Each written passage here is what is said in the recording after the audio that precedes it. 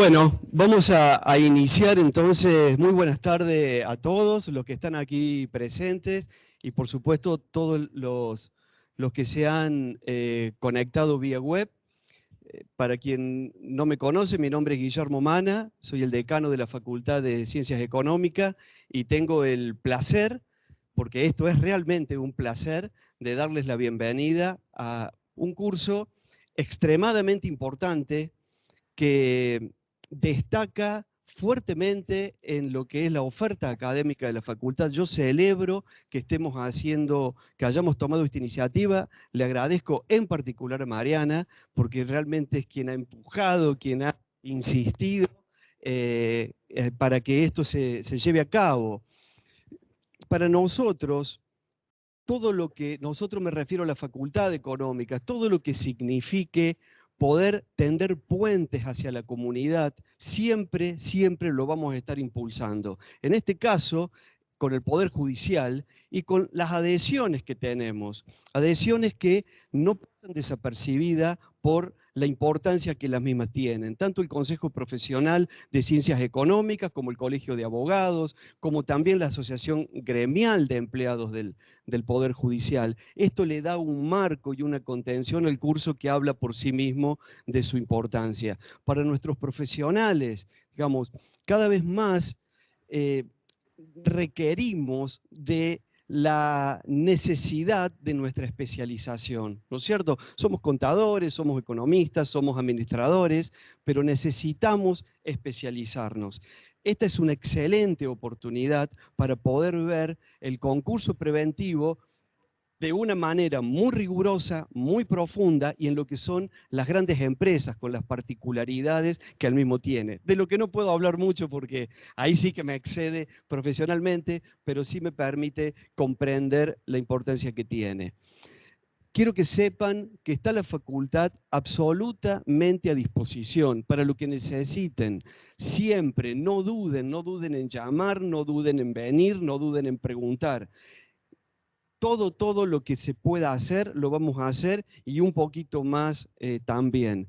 Quiero nuevamente agradecerle a Mariana, al cuerpo docente, que sé que es de excelencia, tanto lo que se está aportando desde la facultad como lo que viene desde el mismo Poder Judicial. Es un verdadero lujo, no tengo dudas del éxito del curso. Espero que nos volvamos a encontrar en el desarrollo del mismo, porque entiendo que son muchos encuentros, hay muchas horas para dedicarle, pero bueno, van a ser horas fructíferas y horas que nos van a dar un buen resultado a todos, a nuestras instituciones, a nuestros docentes y a ustedes que van a tomar la formación. Así que de mi parte, Mariana y a todos, la bienvenida en el curso, todos los éxitos que sean posibles y sepan que siempre, como dije, estamos a disposición. Muchas gracias. Bueno, agradecida por las palabras de bienvenida. Quería agregar a todo lo que dice el decano un agradecimiento especial a esta facultad que hace 25 años que transito en ella y realmente es un placer. A la vicedecana que desde el primer momento prestó su colaboración, como asimismo la secretaria académica y todos los de alguna manera han aportado para que esto pueda ponerse hoy en práctica. Uno de los objetivos particularmente mío, conduciendo un proceso que ya vamos a mencionar, fue capacitar el equipo de trabajo que muy gentilmente el Tribunal Superior de Justicia conformó de manera específica y exclusiva para llevar esta causa.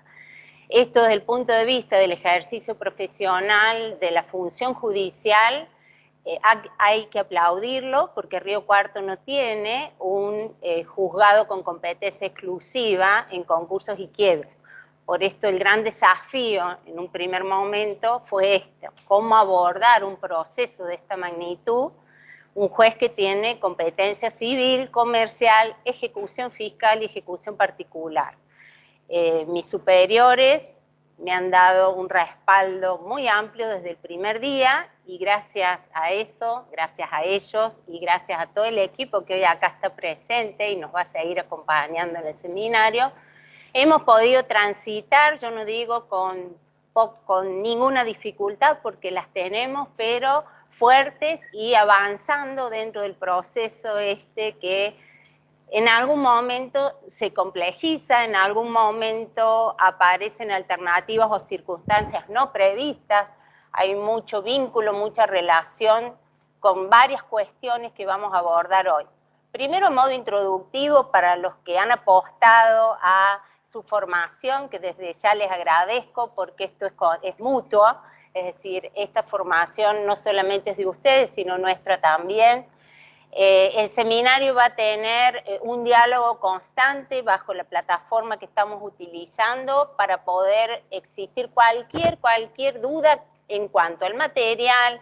Vamos a también abordar trabajos prácticos que lo vamos a hacer con una previsibilidad y con las condiciones que sean necesarias, como así también ir preparando el trabajo final, que va a ser muy importante como antecedente de todos los que están transitando este seminario. Yo no quiero comenzar con el módulo sin agradecer tanto a mis colegas que van a participar en la capacitación, ya sea docentes, magistrados en función, magistrados jubilados y en ejercicio de la docencia, que realmente desde el primer día que nosotros asumimos este desafío, porque así lo denomino yo, han tenido un compromiso y una solidaridad en transmitir todo lo que nos puedan aportar.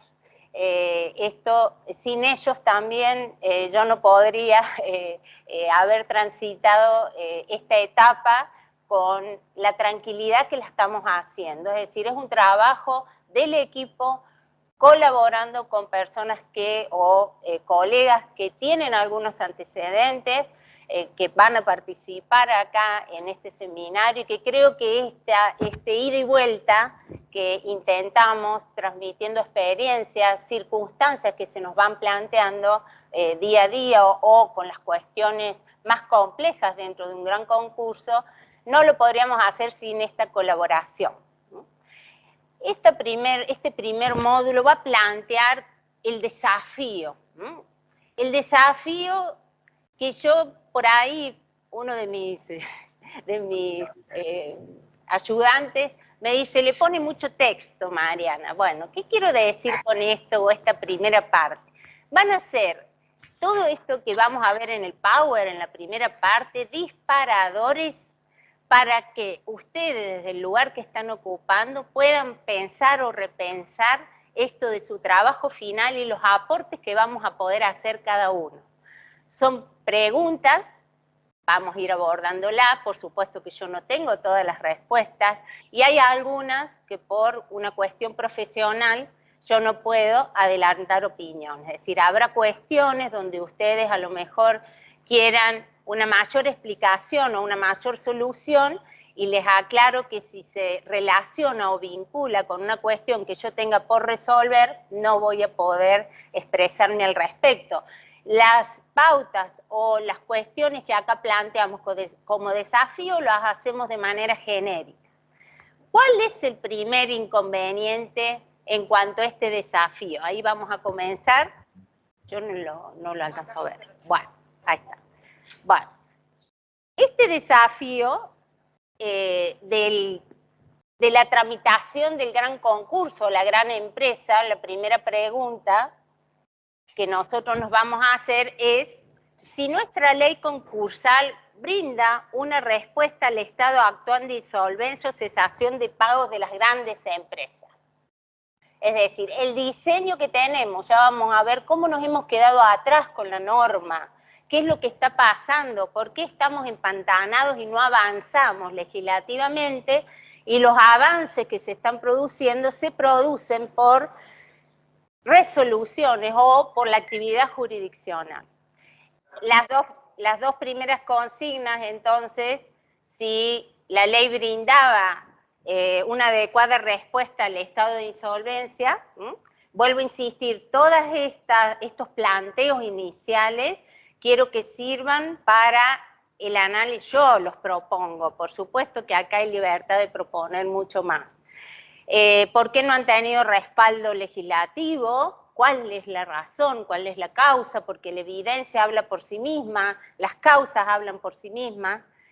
El impacto de la pandemia en el ámbito económico mundial y la caída económica de la Argentina, no voy a explayarme sobre eso, sobre el bajo consumo privado, inversión, exportación.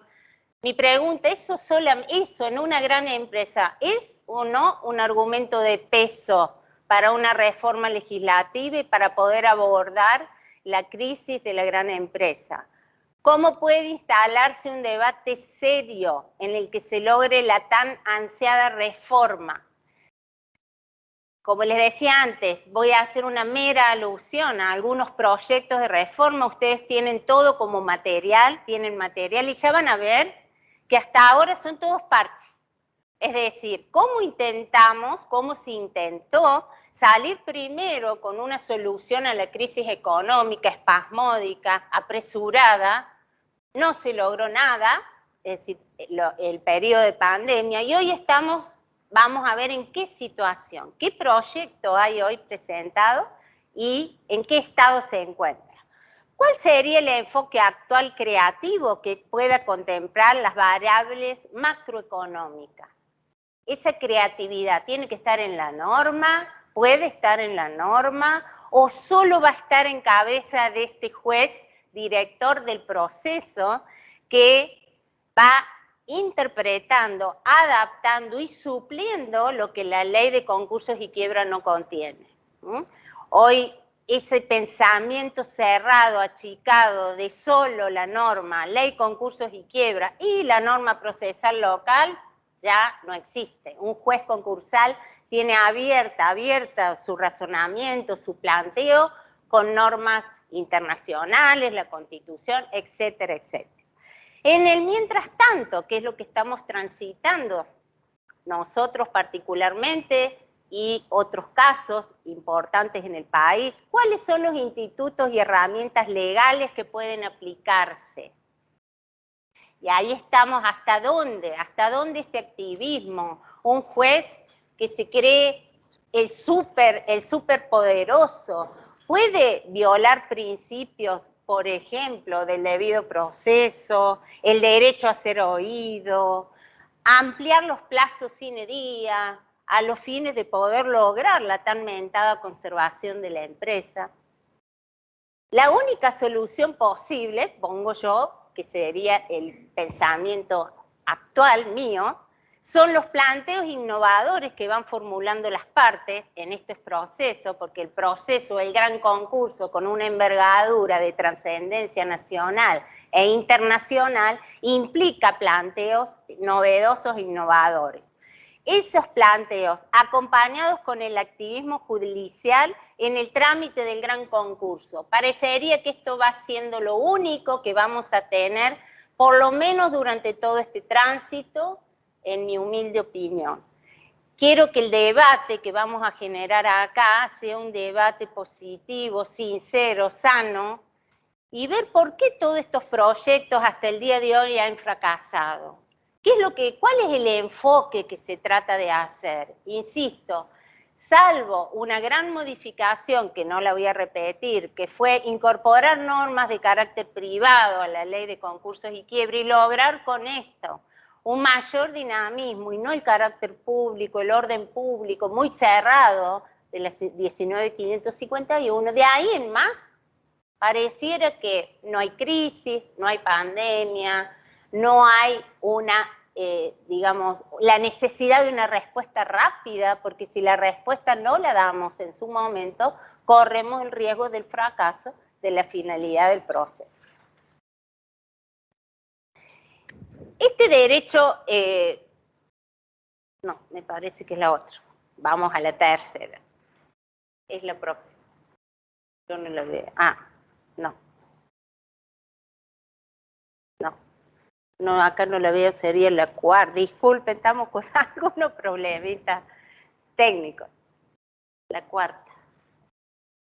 Pero yo no la veo. ¿Cómo hago? ¿Voy acá? Bueno. Vamos entonces a la legislación concursal actual. ¿Qué es lo que tenemos? Los ordenamientos, a ver, no, es la anterior, disculpa. Sí, no, es que es la filmina anterior, la que falta. Esa, bueno.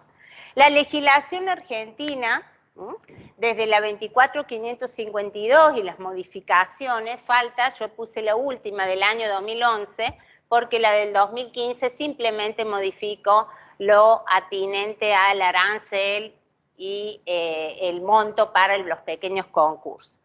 Sí tuvimos como no digo una respuesta, pero como una intención de modificar la ley concursal en el periodo de pandemia, pero bajo este lindo nombre, emergencia económica.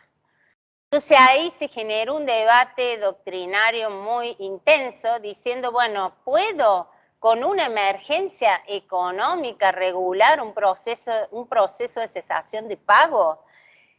Y establecía plazos de emergencia, establecía suspensión de plazos dentro del proceso, posibilidad de reordenar el juez como director del proceso, el cronograma de lo que estaba, hasta se hablaba de suspender el cumplimiento de cuotas concordatorias homologadas. Todo esto no se aplicó, es decir, esta emergencia económica nunca se dictó como tal. Calculo que cada juez, por eso insisto, hizo camino al andar y fue dictando normas durante esta pandemia en los procesos concursales pendientes, si estamos en concurso, como es lo que vamos a hablar ahora, o en este seminario, a salvar el concurso, a que continúe la empresa y a encontrar dentro de los principios superadores fundamentos para poder disponer. Estas decisiones, hubo en total más o menos 11 proyectos. De esos 11 proyectos, ustedes ahí van a tener el material, especialmente de un autor que lo dice muy simple para que vean cómo vamos tratando de emparchar la ley concursal. Unos trataban solo la emergencia, otros la emergencia y la modificación de la ley, pero la modificación de la ley en aspectos, desde mi humilde opinión, muy tibios.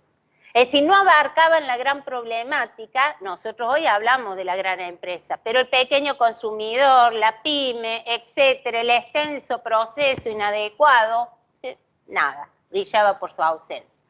Entonces las críticas eran esas, legislativamente tratar emergencia y a su vez efectuar modificaciones legislativas cuando no están respondiendo el clamor, digamos, de los conocidos, de los debates, de los antecedentes, se ha trabajado mucho en esto. Entonces, ¿qué es lo que está pasando?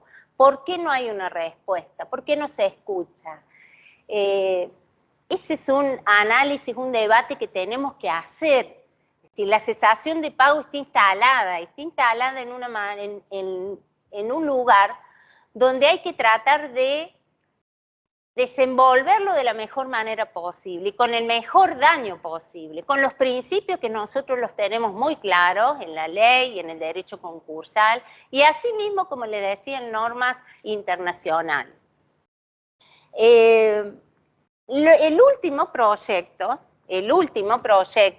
que nos enteramos hace muy poquito, se llama, es el número, ya les voy a decir, no sé si ahí está, pasemos a la última, anterior, el expediente 1040 de marzo 2022. Este último proyecto también le hemos acompañado el texto. ¿Qué dice? Miren el término de este proyecto es la adecuación de las normas del Código Civil a la ley concursal. Por supuesto que el Código Civil a nosotros nos implicó un cambio, Código Civil y Comercial de la Nación, desde la terminología, ahora no hablamos más de, hablamos de persona humana, no podemos decir más incapaces, pero lo estamos aplicando oficiosamente a esto. Bueno, hay que armonizar y la ley concursal tiene que tener un concepto adecuado. esa sería, si ustedes ven este proyecto que capta antecedentes del año 2015, 2016, a ver, ¿hacia dónde vamos? Esa es la primera necesidad que tenemos, adecuar la terminología. Incluye sí algunos aspectos, no los tan mentados como yo les decía, una regulación específica para el consumidor o un tratamiento diferenciado para el pequeño concurso. Sí trata lo que nosotros ya hemos resuelto y vamos a seguir seguramente teniendo planteos, el famoso dinero fresco. Es la posibilidad dentro de un artículo, el 16 bis, lo ponen ahí, léanlo en el proyecto, de que la empresa concursada pueda obtener crédito, habla del Estado o habla de cualquier otro tercero. Bueno, a ver, esa sería, en mi humilde opinión, la única solución que nos trae este proyecto, que va a tener estado parlamentario hasta febrero del 2024. Me gustaría saber si en el interín vamos a tener alguna otra presentación, algún interés, algún debate, porque desde este análisis no vamos a encontrar ninguna respuesta. Hay adecuación en la terminología, cambios muy insignificantes para lo que se está necesitando. Hablamos disminución de costos. Lo que les interesa, por supuesto, a los síndicos, imprescindibles en un gran concurso, la materia de regulación de honorarios, la extensión en su trabajo, la envergadura y complejidad en este proceso, cómo se maneja, cuántos intervienen, ¿hay que tener una particularidad diferenciada o no? Nada. El pequeño concurso, que es otra cuestión, ¿hay disminución de costo? En este proyecto no. ¿Disminución de plazos y tiempo? No. Solamente vamos a corregir algunas palabras que la ley concursal hoy inadecuadamente expresa. Por ejemplo, una parte dice que el que debe controlar el acuerdo es el síndico en un pequeño concurso, con un término que usa un poco más apropiado al que tiene actualmente la ley. Por eso, discúlpenme y vamos a hablar así, de manera muy simple, sencilla. Esto no nos soluciona absolutamente nada y sí me preocupa a mí, como a todos los operadores jurídicos internos y externos, que no sea hoy un tema de debate serio adecuar la legislación. Y ustedes me dijeron, bueno, pero ¿tenemos algunos modelos que sirven? Por supuesto que sí. Cada América Latina tiene una particularidad muy específica. Argentina hoy transita una situación crítica, pero hay modelos que ya se han aplicado y han funcionado. Volvamos un poquito con esta pregunta. La interpretación de la ley. ¿Pueden dejarse de lado las soluciones específicas de la ley de concursos y quiebra con fundamento en normas generales o en principios y reglas constitucionales o tratados internacionales? Y esto sí se va a hablar en este seminario. En muchos intereses de vulnerables o cuestiones específicas que la ley no atiende, si con una mirada superior que el juez está obligado a tenerla, no es que lo voy a ver a esta norma superior, si tengo algún tiempito, estoy obligado a hacerlo, por supuesto que yo puedo dejar de lado una solución siempre y cuando, insisto, esté debidamente fundada, con intereses superiores y desde mi humilde opinión, en un proceso judicial, garantizando el debido proceso y el derecho a ser oído. La crisis multidimensional.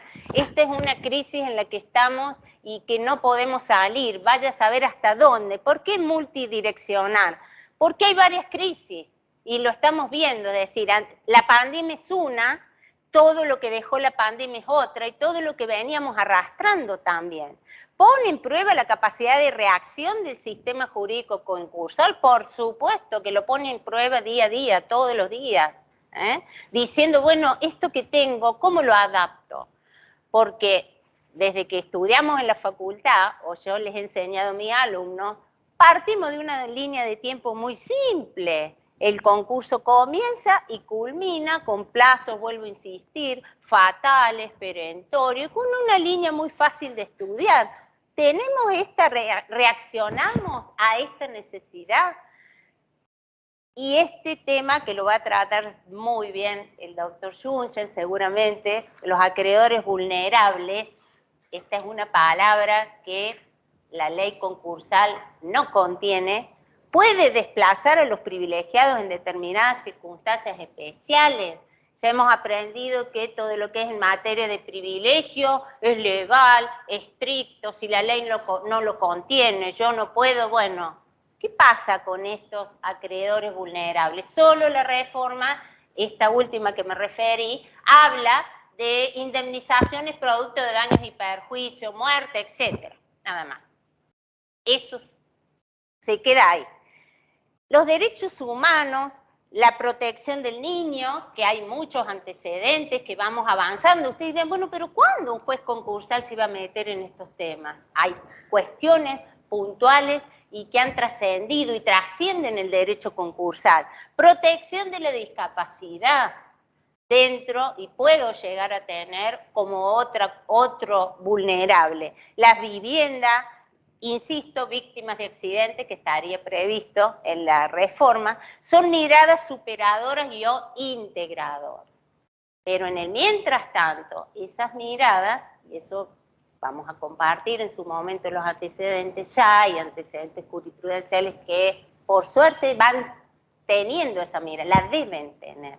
Porque si nosotros nos quedamos esperando a que venga la reforma y me dé una solución más integradora y superadora, pues yo ya me voy a ver jubilado, calculo, para esa etapa. Entonces este compromiso, y es lo que quiero generar hoy en esta capacitación, es el interés en avanzar, en modificar, en verlo con otro prisma. Nosotros lo tuvimos que ver a este proceso, desde el ámbito interno del Poder Judicial, y ya vamos a ver en qué áreas hemos tenido que cambiar 100% nuestra conducta, en lo más simple, que es cómo se lleva el expediente.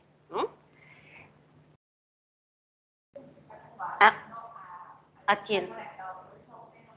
¿No están viendo el Power?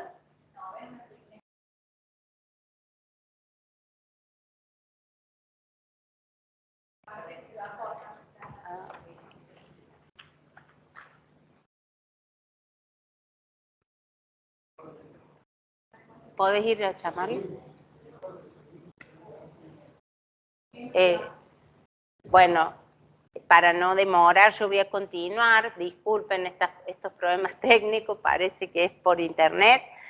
Bueno, otra cuestión muy importante y que se nos presenta en los grandes concursos es la insolvencia transfronteriza. Y otra pregunta es, ¿existe la necesidad de una regulación especial en el contexto de crisis internacional?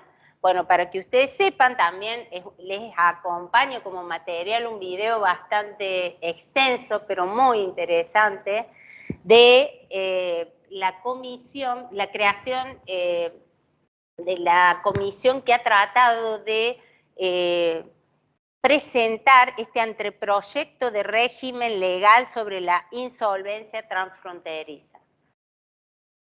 Dicen, bueno, ¿qué es esta palabra? A ver, ¿qué sería esto? Bueno, ¿cuál norma tenemos en la ley concursal que refiera a derecho internacional privado? Artículo 4, y con eso nos quedamos.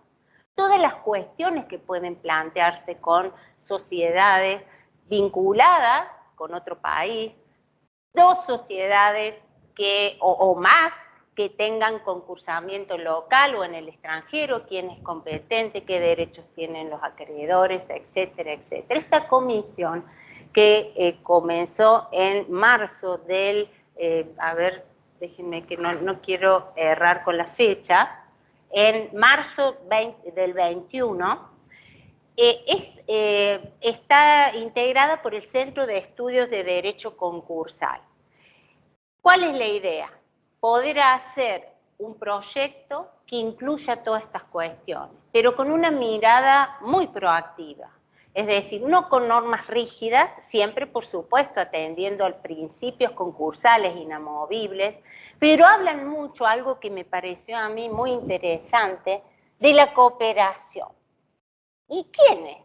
¿Cooperación de quiénes? Cooperación entre los jueces, una comunicación informal, pero que no deje de ser correcta dentro del procedimiento, es decir, ir adaptando las normas para que esta cooperación y coordinación sea efectiva. También habla del rol distinto que tienen que tener los síndicos, totalmente distinto, y han avanzado mucho, porque hay un proyecto, una norma.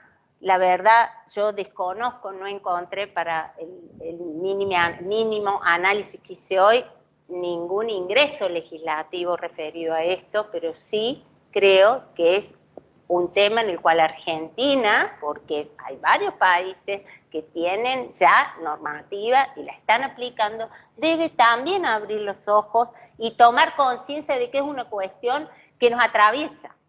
Entonces, estos términos me resultaron muy agradables, por supuesto habría que verlos en la función específica, pero hablar de cooperar, de un protocolo de actuación, de sindicaturas que interactúen, de flexibilizar comunicación, que rogatoria, oficio, etcétera, etcétera, con toda la tecnología que tenemos, muy interesante.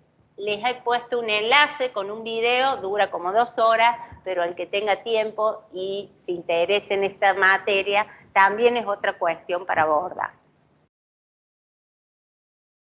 Bueno, vamos ahora a la finalidad del gran concurso, porque nuestro tema es el análisis del gran concurso. ¿Es igual que el pequeño concurso? ¿Puedo tener yo este mismo concepto? Es decir, primero yo les pongo reestructuración patrimonial del concursado. ¿Cómo logra esa reestructuración? Mediante el ofrecimiento a sus acreedores de una propuesta de acuerdo, la que debe contemplar de manera necesaria y vital la capacidad de generar con la actividad los recursos suficientes para cumplir el pago de las prestaciones comprometidas. Y ustedes, si alguien me quiere hacer una pregunta, diría, pero usted está muy mal.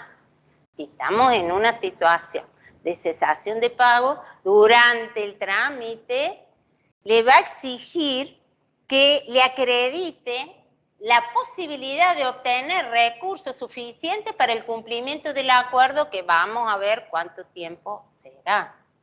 Pareciera ese concepto antiguo. ¿En qué aspecto? Inaplicable hoy. ¿Cuáles van a ser los antecedentes que yo voy a tener? Y acá en el gran concurso, y sí, nosotros nos hemos planteado y estamos desmenuzando lo que es el famoso plan de empresa. ¿Cuál es el plan de empresa que usted me va a traer? ¿Cuándo me va a traer un plan de empresa? Estos informes mensuales que presenta el síndico son disparadores, son antecedentes, son reflejos de esta reestructuración. Y bueno, nos van marcando un momento, pero tampoco nos pueden predecir un futuro cuando la realidad nuestra nos ha demostrado que en 1 año, 2 años fue crítico. Es decir, crítica la cantidad de empresas que han cerrado. Es decir, ¿cómo voy a readaptar esta finalidad hoy en un gran concurso y en un contexto? El financiamiento por concursal, que ese tema es el que yo les decía está abordado en este último proyecto presentado ahora este año. Financiamiento post concursal. ¿Quién le va a querer dar crédito a una empresa concursada? ¿Qué banco le va a dar crédito? ¿Qué privado? ¿El Estado lo va a ayudar? Directa influencia con el plan de reestructuración y el funcionamiento de la empresa. Ya van a nosotros las resoluciones que tenemos firmes y pueden ser publicitadas, ya vamos a hablar de ese tema, las van a tener a disposición y en breve en una página web. Ahí van a ver qué análisis hemos tenido para otorgar, aceptar en este desafío que estamos transitando financiamiento durante el concurso, que antes era impensado. Decir, no, pero que te vas a asumir un crédito, más deuda, ve cómo arreglar las cosas, paga el día a día, funciona, Bueno, esto que es vital para que una empresa que llegue en esas condiciones de la magnitud de las que estamos hablando pueda continuar. Ese aspecto es el que, para mi humilde opinión, sí está tratado en el proyecto. Protección de la conservación de la empresa, nunca nos vamos a olvidar de ese concepto. La tenemos no solo en el concurso, sino también en la quiebra mediante la continuidad de la explotación. El derecho de los trabajadores, otro principio que no puedo yo dejar de considerar primordial, y hoy diría en una situación de crisis vulnerable. No puede dejar de tener el alimento de todos los días y tengo que tener la seguridad de que continúe no solo el vínculo, sino el pago oportuno y a tiempo.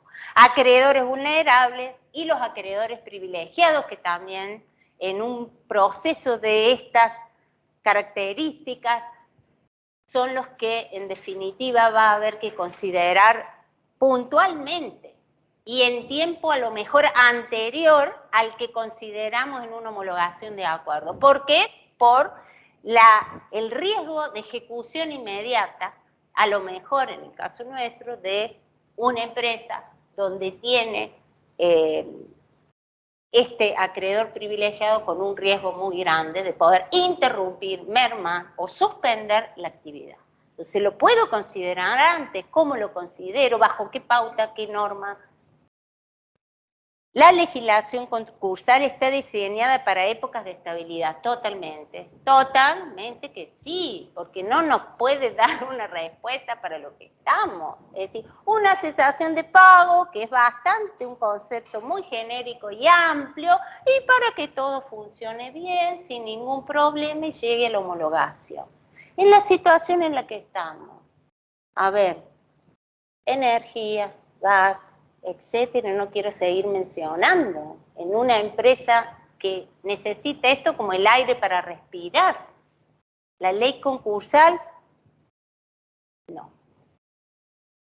El juez, ante circunstancias especiales, factores de crisis inesperados, extraordinarios, puede autorizar una prórroga en el cumplimiento del concordato o modificar sus términos. Esto sí se habló mucho en la época de la pandemia, cuando no salió este decreto o ley o lo que fuera de emergencia, lo hicieron y lo hicieron muchos jueces. Es decir, llamaron, venimos a audiencia, insisto, audiencia.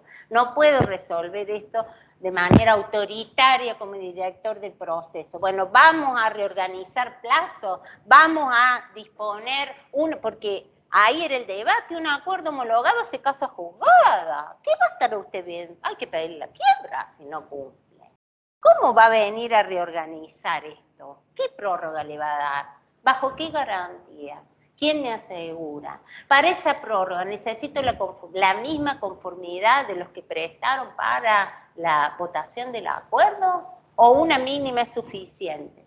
Miren, no los quiero apabullar, pero son muchas circunstancias que se dan y se dieron y que hay que resolver.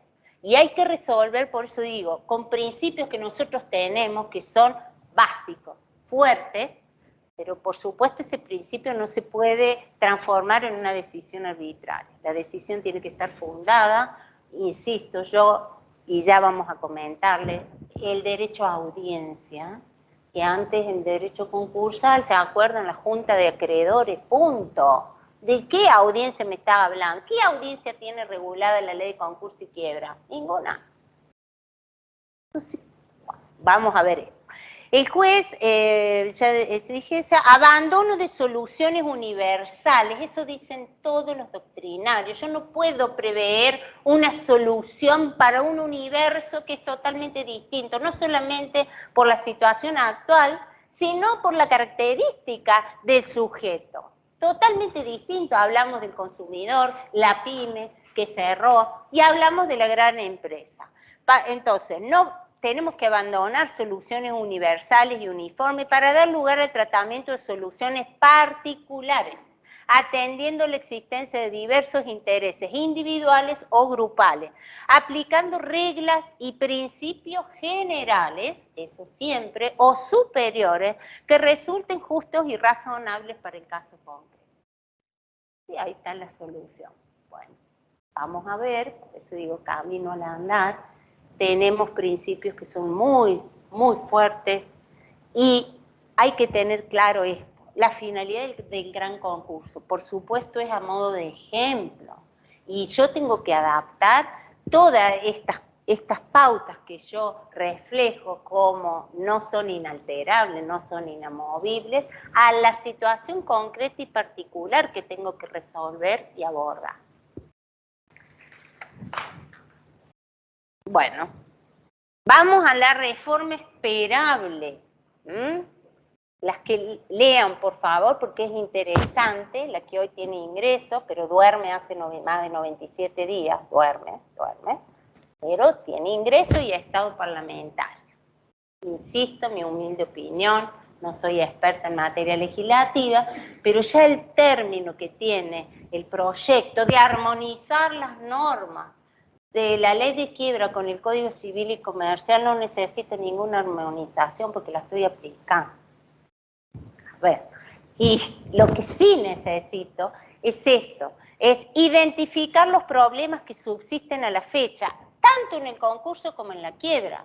En el concurso, ahora referimos el gran concurso. ¿Cuál es aquel pequeño concurso o el concurso que se sabe desde el día 1 que va al fracaso? Que no tiene forma de llegar a un acuerdo. ¿Hay algún abuso ahí? ¿Se puede frenar eso? ¿El juez puede disponer, no dar trámite a un concurso que ya se sabe? ¿No? Elaborar soluciones preventivas distintas. Eso es la legislación más avanzada. Nos da solución antes. No ahí. Nosotros nunca la tuvimos, nunca la vamos a tener. Lo más modernoso en la ley concursal son los acuerdos preventivos extrajudiciales. A nivel local, cero, no hay ninguno. En Río Cuarto, ninguno. Quisiera saber cuál realmente ha sido el éxito y si en definitiva, yo no soy una experta en esa materia, logró el objetivo. Mi humilde opinión, no, creo que no. Los costos del proceso, terribles, terribles. Duración extensa, impuestos, tasas, honorarios de los profesionales intervinientes, entre otros. Y hay mucho debate en el gran concurso. Yo, por supuesto, a modo genérico, sin que implique algún preconcepto, no hay ninguna distinción entre que si yo tramito un pequeño o un gran concurso, es exactamente lo mismo. Si interviene 1, 2, 3, 4, 5 sindicaturas, tampoco. Es decir, ¿cuándo se va a abordar este tema? Porque, a ver, el síndico, siempre digo a mis alumnos, es el brazo largo del juez. Es imprescindible y en esta materia, gran concurso, no tengo duda, es el que me va a dar todo el aporte técnico específico que necesito, si no, puedo buscar también asesoramiento externo, pero es mi brazo largo. Puede ser considerado, así como nosotros hemos tenido, y ya vamos a ver, el apoyo del Tribunal Superior para llevar a cabo esta causa y transitarla. Un síndico que es sorteado y designado en esta causa, ¿qué apoyo tiene? Desde el punto de vista de que es su remuneración, su tarea, su trabajo. Temas a plantearse también, porque no solamente yo lo veo desde mi función, sino del trabajo profesional. Y ustedes como contadores, mis alumnos, les digo, es una herramienta muy útil que no los encasilla en una sola temática y que pueden utilizarla el día de mañana con la especialización, con el estudio o con, digamos, el ejercicio de la sindicatura. Las estructuras con base en incentivos para mantener la organización empresarial y actividad económica. Y ahí es lo que les decía yo, el abuso del concurso preventivo, la presentación de empresas inviables. Socialmente, ¿cómo se ve esto? El acreedor, ¿qué siente ante esto? ¿Qué está regulando la ley de concurso y quiebra si ya sabe desde el vamos este juez que es inviable este concurso? La difícil determinación de si una empresa es o no salvable por vía de reestructuración al momento de la apertura del concurso preventivo. Imposible poder saber eso. Reestructuración empresaria, que hoy parecería la única palabra potable en lo que hablábamos al principio como finalidad, ¿cómo voy a pretender yo que con su actividad normal, que lo lleva a la cesación de pago, va a pagar la deuda y va a darme garantía de cumplimiento posterior? Esta reestructuración empresaria parecería ser la palabra muy importante dentro de un gran concurso. ¿Cómo la analizo a la reestructuración y bajo qué pauta? Las propuestas de acuerdo confiscatoria. Y ese sí, un término que para mí lo incluyó la 24522 sin necesidad, que ningún juez puede homologar un acuerdo cuando es arbitrario o fraude a la ley. Eso es básico, es decir, yo no me lo tiene que decir la ley de concursos y quiebra, pero expresamente para que no se olvide, el juez lo dice. Entonces, ¿cuál será ese equilibrio en las facultades que tiene el juez al momento de la homologación, de imponer un acuerdo, de no imponer, de darle la tercera vía o la tercera alternativa? ¿Dónde está este equilibrio? Y hoy en una economía de crisis, post-pandemia, ¿cuál sería el término confiscatorio? Porque ustedes piensen en créditos quirografarios, que ya va a ser otra cuestión, congelados por decirle alguna, interrumpidos sus intereses al momento de la presentación concursal, y a lo mejor la propuesta me llega a 2 años. ¿Cuál es el ofrecimiento que no es confiscatorio? El ofrecimiento del acuerdo, para que el juez diga que no hay abuso o fraude a la ley. Temas que inevitablemente se van a plantear. No hay chance de que no se planteen. Bueno, nosotros, esto que, vuelvo a insistir, esta primera parte, mi idea ha sido que sea un disparador de que la palabra que yo utilice, el desafío de tramitar un gran concurso, realmente es un desafío, no solamente por la envergadura, la magnitud en la tarea diaria, sino por la norma que tenemos, qué es lo que aplico en este caso concreto, cuáles son las alternativas y para dónde puedo ir. Es decir, tengo que tener estos principios muy centrados y, yo decía, firmes desde el inicio y estar preparado a circunstancias que no se van a prever. Y frente a esa no previsión, ¿qué actitud adopta? Porque el juez activista no es un juez que decide lo que le parece o lo que considera que está bien. Un juez activista, en el buen sentido, es aquel que puede resolver un caso no contemplado, una circunstancia no contemplada, pero siempre fundada en normas, si no me da la respuesta a la ley concursal, de carácter superior, que pueda yo decir que no soy un legislador, yo juez no soy un legislador. Entonces, estamos bajo un desafío para esta tramitación y resolución de la causa con éxito muy importante. Y creo que para ustedes, como egresados, como interesados en la materia, también es un desafío. Porque creo que estos casos concretos les permiten a ustedes poder tener otra mirada, no una mirada muy cerrada. Si nosotros no hubiéramos tenido este proceso, que no sé si en Río Cuarto habrá otro, en breve, calculo que no, pero puede, sí, y eso es lo que yo le digo a mi equipo de trabajo, servir de antecedente como una buena práctica.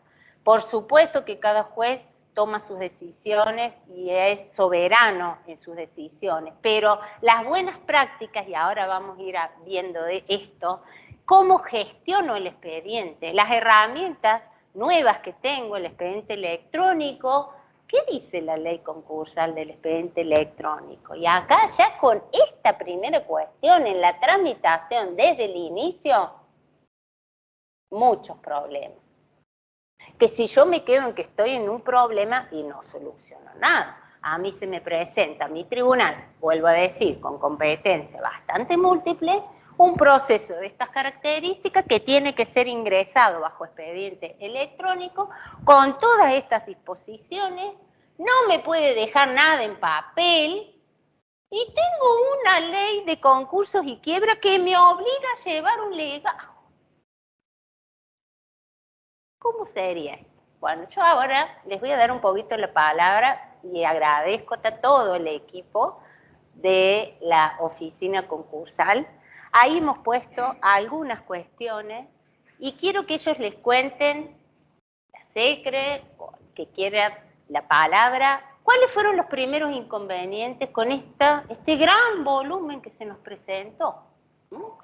Digitalmente ingresa la causa, ingresó, por supuesto, después vamos a hacer el análisis de los dos concursos que tenemos, garante y garantizada, pero esta primera parte, a ver cómo la solucionamos.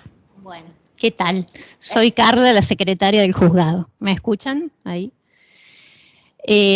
Bueno, nosotros tramitamos, porque no sé si fueron avisados, dos grandes concursos, Compañía Argentina de Granos y Molino Cañuelas.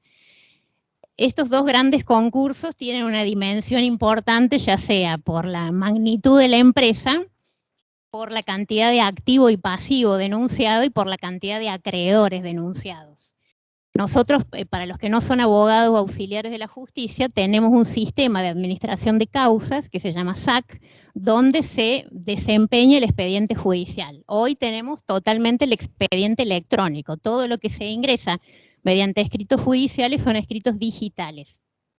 Y según el sistema, como ven en la filmina, por cada presentación judicial que el abogado hace o el auxiliar de la justicia, puede acompañar dos archivos adjuntos, que es donde es la posibilidad de acompañar documentos. Cuando el deudor que pretende su concurso tiene que cumplir todos los requisitos del artículo 11 de la ley de quiebras, que ya habrán estudiado los estudiantes, legajo de acreedores, la nómina, estados contables, imagínense la documentación que acompaña Molino Cañuelas, una enormidad. Entonces nos presentamos con el primer problema.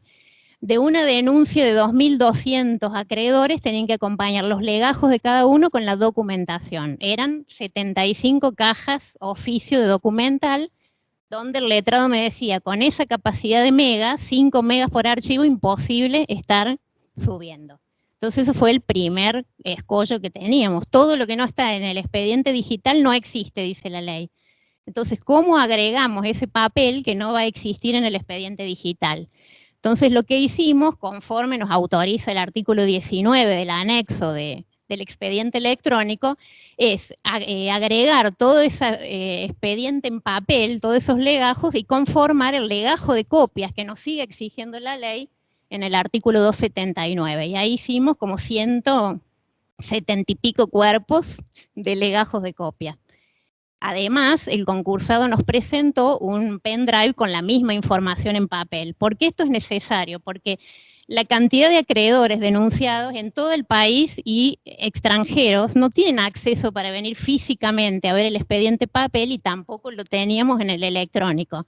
Entonces, bueno, con una cuestión de teléfono y correos electrónicos continuamente, se le reenviaba ese legajo del acreedor a través de eso digital que nosotros contábamos y le reenviamos la información. Esa fue la forma que encontramos para tratar de aunar el expediente electrónico con la ley del legajo de partes que ahora que siempre nos exigió.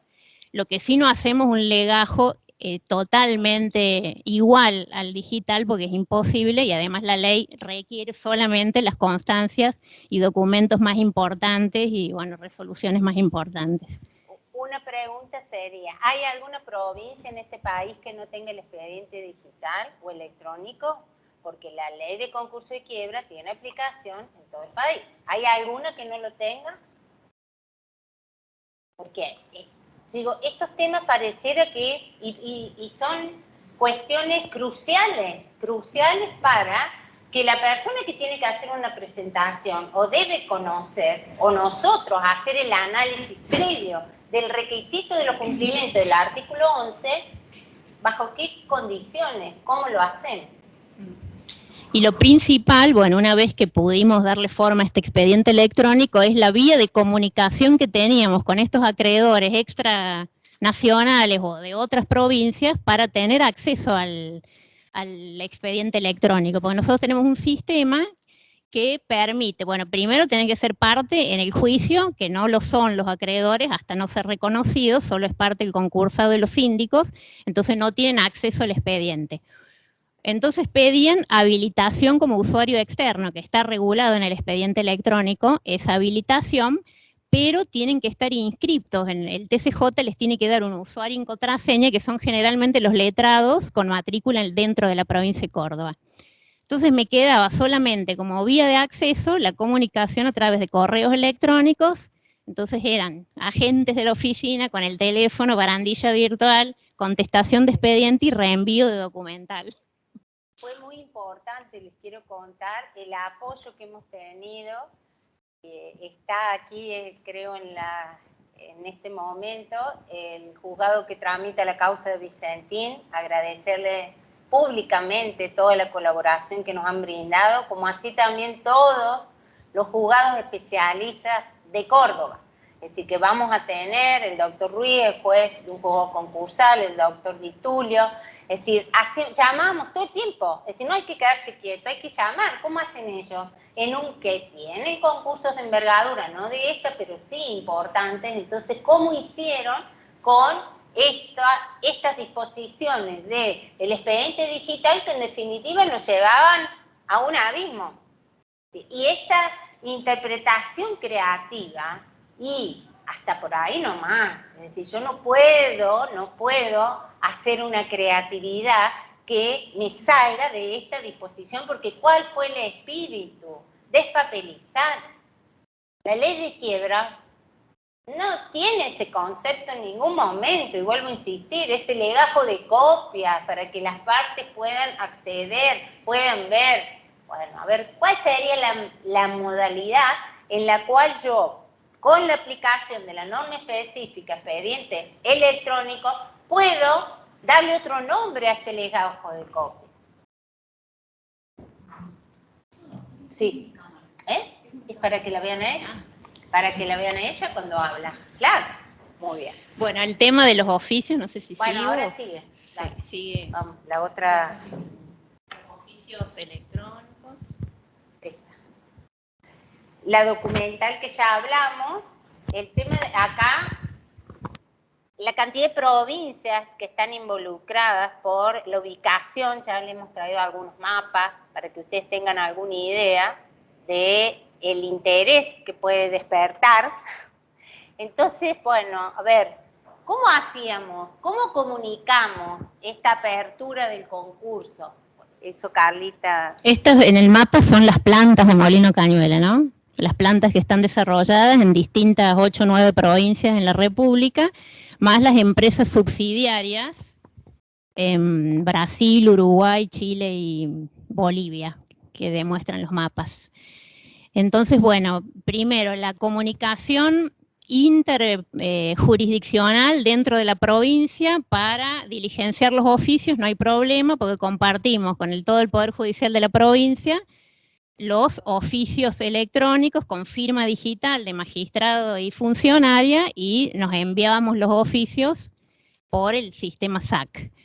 Cuando son interjurisdiccionales, es decir, poderes judiciales de otras provincias, tenemos una ley convenio, la 22.172, que se fue modificando y modernizando, y ahora permite hacer oficios digitales con firma digital, y no necesitamos ya autorizar a un abogado para que vaya con el oficio papel, presentar al juzgado, sino que a través de correos electrónicos, por los convenios que ahí citamos, ya a través de correo electrónico es como una función oficial, diríamos, de un medio oficial de diligenciamiento de los oficios. Y después tenemos los oficios a poderes judiciales de otros países.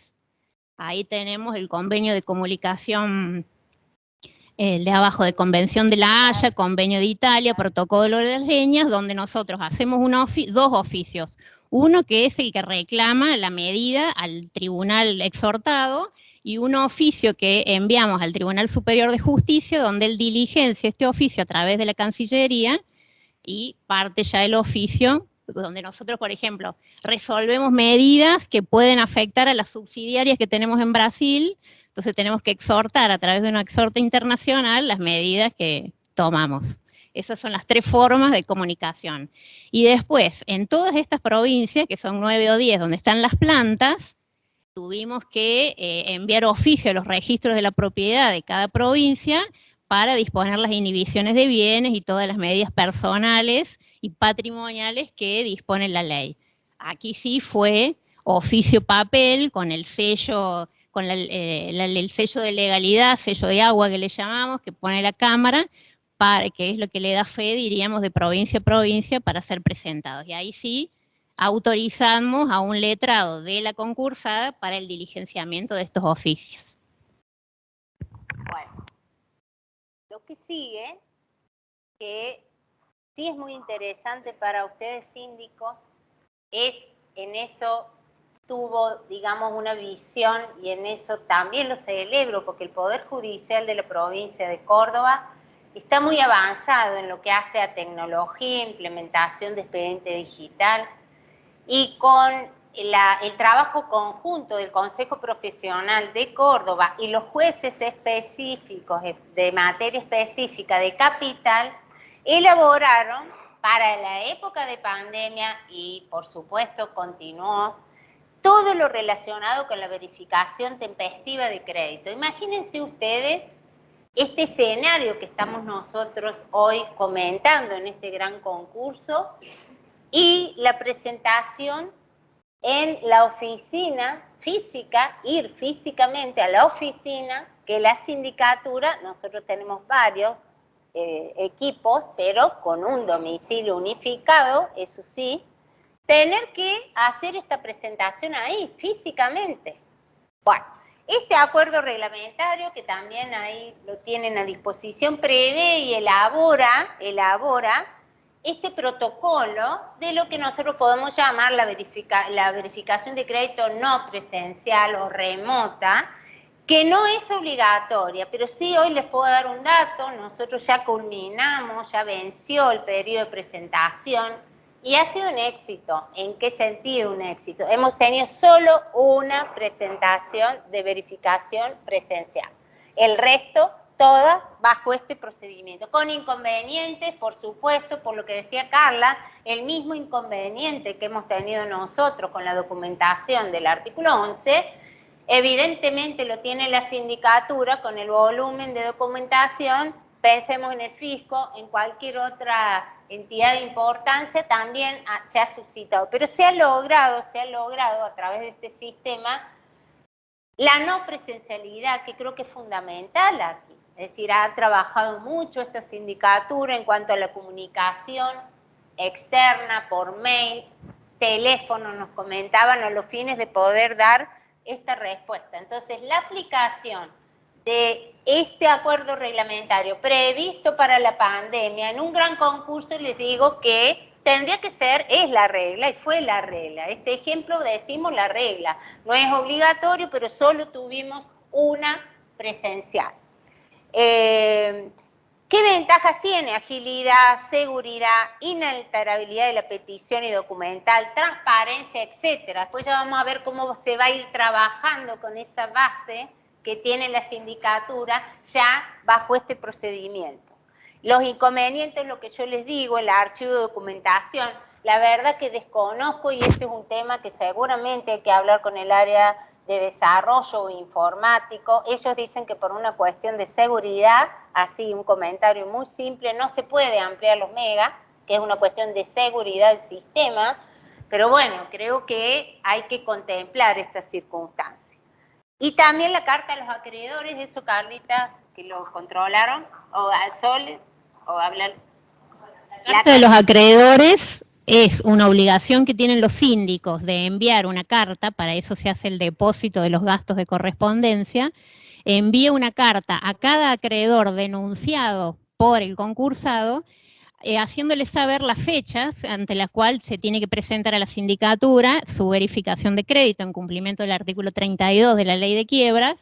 Establece quiénes son los síndicos, los domicilios constituidos por si les gusta presencial, la dirección o la credencial que tienen que solicitar para ingresar en forma remota a esta forma no presencial, y hemos visto ya las insinuaciones de los acreedores la carta que les ha enviado el síndico muy bien redactada, porque le da un detalle específico, informático, de los requisitos que tienen que cumplir, de cómo ingresan al sistema, de qué documental, es decir, ya si el acreedor no cumple con todos los requisitos excelentes que le han dado, es casi intencional. Bueno, con esto quiero que ustedes vean que nos vamos ayornando a la tecnología y a esta, no solamente el tribunal, sino todos los operadores. Estamos hablando acá de una tarea exclusiva de la sindicatura. No puede tener una notebook y un empleado y desconocer este sistema que lo tiene que, no es tan simple, pero lo tiene que instalar, y es una logística, un operatorio, una forma de trabajar distinta, y se hizo con éxito. Las verificaciones de crédito tardías, ya hemos tenido, nosotros las tramitamos como dice la ley, es decir, ¿en qué sentido? De manera electrónica, por separado, para evitar, para eso sí les vamos a explicar que estamos tratando de evitar de que el expediente principal se agolpe, se aglutine un montón de cuestiones que después resulte difícil o dificultoso, tanto el control como el seguimiento. Ya les vamos a ir explicando cuáles cuestiones estamos tramitando, si bien bajo el procedimiento expediente electrónico, de manera separada.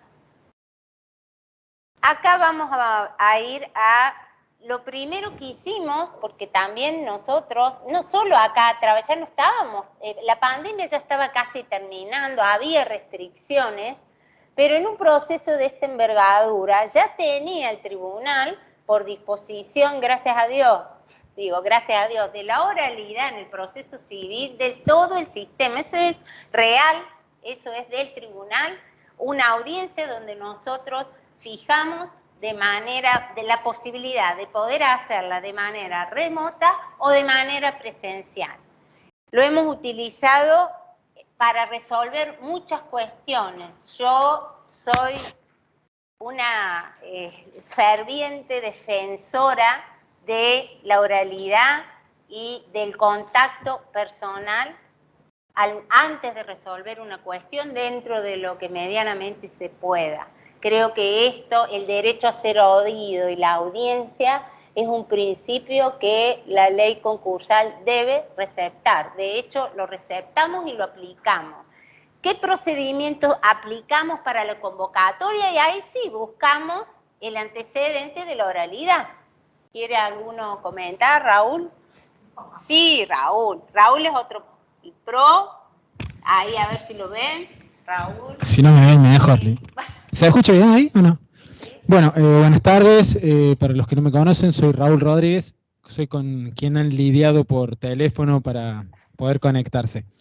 Bueno, con el tema de las audiencias, ya con la prueba piloto de oralidad que inició en el 2019, cuyo, bueno, Civil Sexta fue uno de los juzgados piloto, ya desde aquel momento que venimos realizando audiencias mixtas, en donde aprovechamos las herramientas de la tecnología y en donde nosotros, bueno, en el caso del concurso, lo hemos aplicado de oficio, en tanto, como decía la doctora Martínez, no hay una norma que prevea audiencia dentro de la ley de concursos y quiebras, y mucho menos dentro del gran concurso como se viene desarrollando actualmente.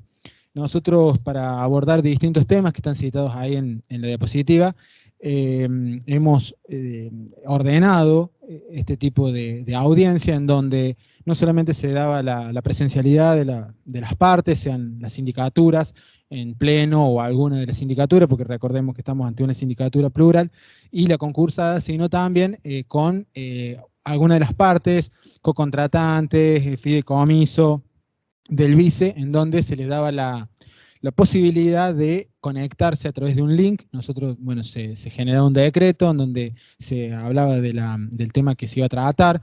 En algunos hemos generado PowerPoint que les hemos enviado previamente para ver los temas en que íbamos a abordar en la misma, y también hacía saber que quienes querían o podían participar de esta manera por vía remota, les mandábamos el link y hacíamos una prueba previa.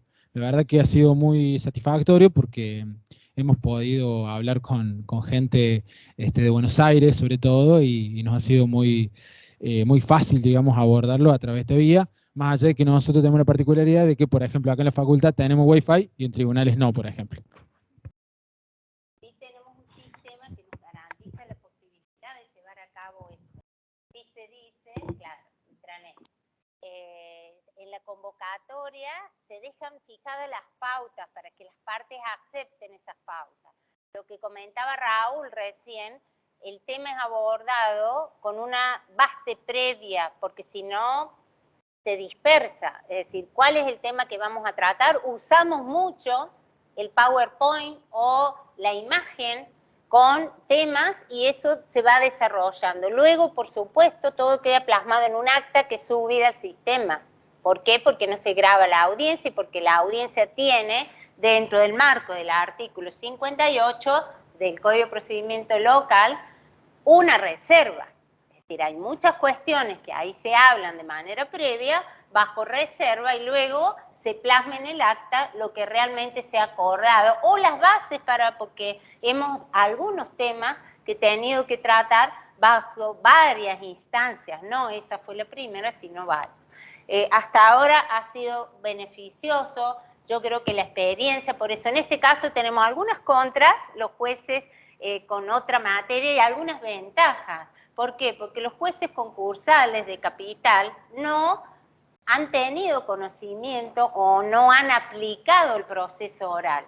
Nosotros, yo, juez civil, previamente tuve esta experiencia gratificante, muy enriquecedora y que se fue puliendo con el tiempo de la fijación de audiencia, convocatoria, recepción, cómo tratar, etcétera. Y esto ha sido muy útil para poder llevar a cabo estas audiencias. ¿Quedó algo? Bueno, vamos a hacer un breve descanso.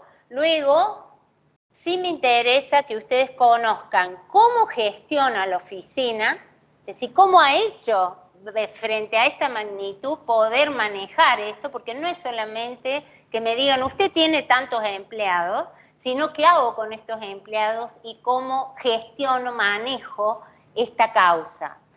La gestión también es un tema que se ha hablado mucho y se habla mucho desde yo no he agradecido, pero el Centro de Perfeccionamiento Ricardo Núñez, que es la escuela de capacitación que está dentro del Poder Judicial, capacita muchísimo lo que es gestión. Lo que pasa es que una cosa es la gestión aplicada a un proceso X y otra es la gestión aplicada al proceso concursal, con todas estas particularidades, oficiosidad, papelización con legajo de partes, extensión en cuanto al volumen y magnitud. Entonces, ya les voy a contar la ayuda que hemos tenido, cómo hemos aplicado esta gestión, que también puede ser útil en la tarea de ustedes, diaria. En otro tema, pero pueden ser herramientas útiles para poder seguir y tener control de las cuestiones planteadas, de los plazos, etcétera, etcétera. Y luego de eso vamos a hablar de lenguaje claro, que parecería, bueno, esta doctora que iba a hablar, lenguaje claro en un gran concurso. Interesante el tema para abordar. Y lo último, la transparencia, y eso sí va a ser el broche de oro con la novedad que vamos a dar sobre la página web que está al salir, y eso para nosotros también un gran logro porque hemos trabajado mucho con eso. Y les voy a decir quiénes están detrás de todo esto y la ayuda que hemos tenido. Bueno, un breve break. No sé si alguien de los que está conectado tiene algún inconveniente, algo para decir por mensaje. ¿No? Bueno, 10 minutitos y volvemos. Bueno, chicos, vamos a continuar.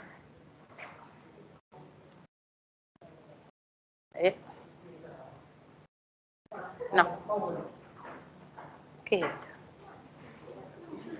¿Vos? ¿Cuál pasas?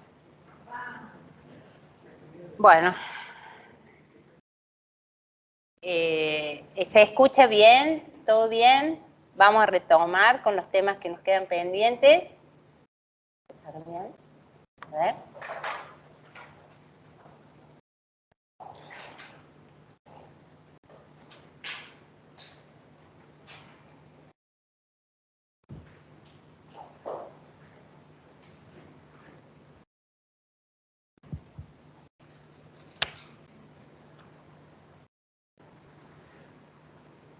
¿Está todo bien?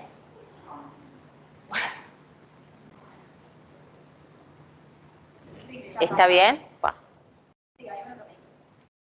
Bueno, vamos a continuar entonces en lo que es la gestión en la oficina, gestionar, siempre cuando nosotros nos han dado capacitación dentro de la gestión en un proceso, es poder encontrar el mecanismo, la palabra exacta es la mejora continua.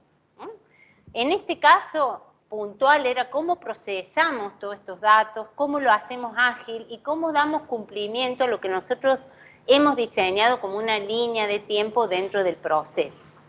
No lo hemos hecho solos a esto, la oficina de gestión estratégica y de calidad del Poder Judicial nos ayudó desde el primer día. Nosotros tuvimos varias entrevistas y reuniones. La oficina como que receptó nuestra inquietud, nuestras necesidades, y a partir de ahí nos fue dando herramientas con la tecnología que podemos aplicar útiles. Y esto ha servido, ya les vamos a dar un ejemplo, y en esto van a hablar acá Lucy o Noé, que son las que llevan a cargo toda esta carga o procesamiento de datos. Para que ustedes sepan, los días viernes a mí me entregan una planilla con todas las cuestiones que están pendientes en trámites, los plazos, los vencimientos, y eso me lo pueden hacer a través de este registro que están llevando. Buenas tardes. Bueno, como decía la doctora Martínez, tratamos de llevar control. Como ustedes saben, el proceso es de oficio, entonces para tener un adecuado control de los actos procesales que corresponde cumplimentar, los responsables de incumplimentarlos y el plazo o el vencimiento de los mismos, llevamos, por ejemplo, planillas de Excel en las cuales consignamos la fecha del decreto que dispone la medida, quién es el responsable y demás, y después a través de fórmulas que si bien son simples, nos permiten después poder filtrar los datos para que nos figure, como ustedes ven en distintos colores, si el plazo dado a los fines de la realización de un acto, por ejemplo, contestar una vista por la sindicatura o cumplimentar adjuntar alguna documental por la concursada o lo que fuere, si ese acto está vencido, está próximo a vencer, que nosotros, por ejemplo, hemos puesto un plazo de 3 días para que la planilla nos arroje ese dato con antelación como para poder controlar ese cumplimiento o en todo caso instarlo o ver la manera de generar que se cumpla efectivamente. Entonces, llegamos a ese Excel actualizado, por supuesto, en el día a día, para que después nos sirva y nos arroje los datos que necesitamos. Eso que ven ahora es un contador de plazos, que es un contador de plazos con una fórmula para que nos tenga en cuenta los días inhábiles. Entonces nosotros ponemos la cantidad de días, por ejemplo, de un emplazamiento y automáticamente la fórmula nos saca la cuenta de cuándo va a vencer con cargo, como para nosotros volverlo a consignar en la planilla inicial y llevar esa contabilidad, digamos, y poder rastrear correctamente el proceso. Bueno, y este otro es un cuadro que es de control de los oficios, como comentaba la Secre más temprano.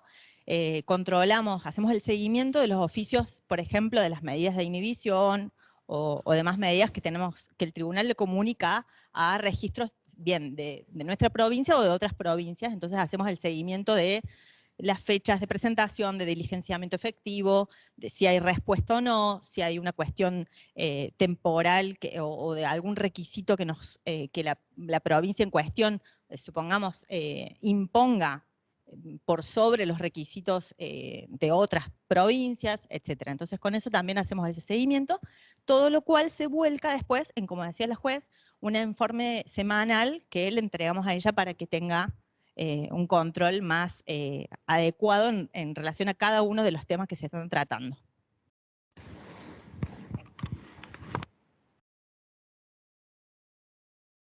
No fue tan simple, digamos, fue con la ayuda, vuelvo a repetir, de la oficina de gestión que siempre está en contacto con nosotros, y es la manera también de tener un registro y dar digamos, respuesta a nuestro superior. ¿Por qué respuesta a nuestro superior? Lo primero que se hizo, apenas iniciado el proceso, unos días después, fue dotar a la juez a cargo de un equipo especial, como son los que me están acompañando, para poder llevar a cabo exclusivamente esos dos procesos.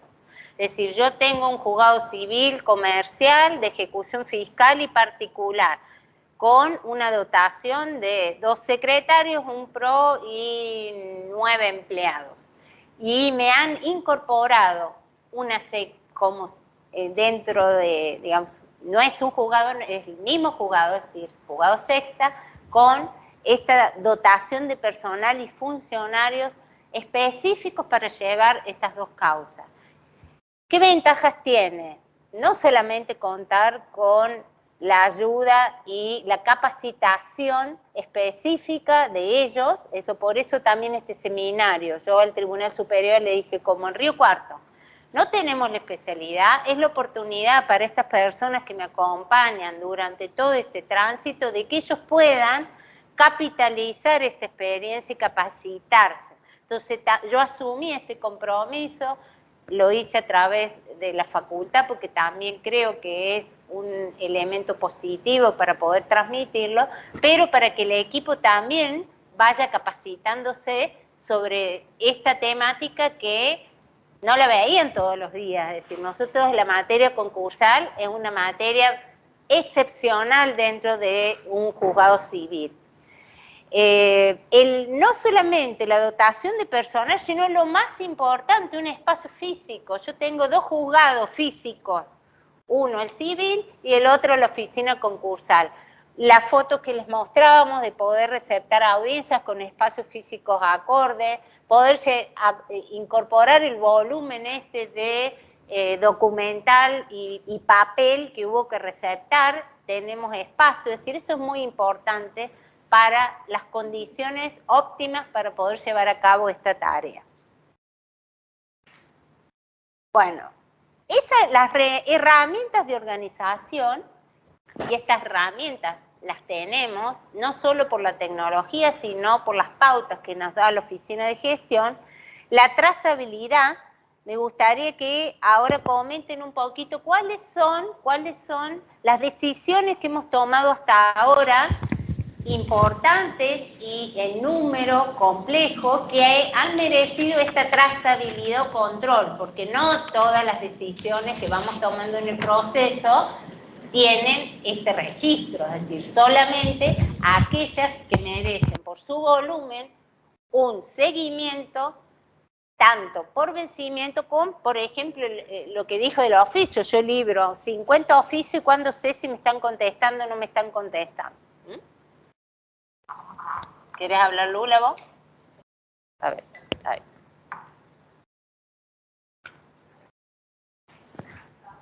Bueno, más o menos lo que comentaban ahora recién, de este cumplimiento, de trazabilidad del proceso, nosotros cómo la manejamos, cómo la controlamos para no perdernos. Como mostramos aquí con los filtros, tenemos como demasiados temas diferentes. Entonces, con una palabra en un Excel, sabemos más o menos qué se presentó, cuándo, qué dijo la concursada, qué dijo la sindicatura, qué plazo le dimos, cuándo se vence. Es la única manera que encontramos de organizarnos y, como te decía, no perdernos porque es demasiado el caudal de información que uno tiene que manejar. En cuanto a los registros, el segundo Excel que vimos, la dificultad que se nos presentó fue la cantidad de provincias donde teníamos que controlar que la indivisión de la concursada realmente fuera absoluta y definitiva. ¿Qué problemas tenemos? Que cada provincia tiene sus propias leyes en cuanto a, bueno, este oficio tiene que estar firmado por el abogado, tiene que pagar un cambio, tiene que tener sello de agua. Cada provincia es distinta en esto. Entonces, por ahí, oficiamos los oficios que mandaron, volvieron todos con anotaciones parciales de 180 días. Nosotros necesitamos anotaciones de 15 días.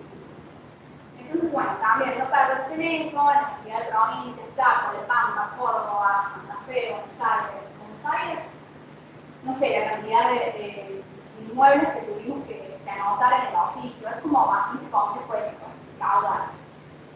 Lo mismo con el foro de atracción, ver en dónde había juicios en contra de la concursada, mandarles oficios para ver si el artículo 21 había que aplicarlo o no, que nos contestaran si se aplica el foro de atracción, no, en qué estado procesal se encontraba.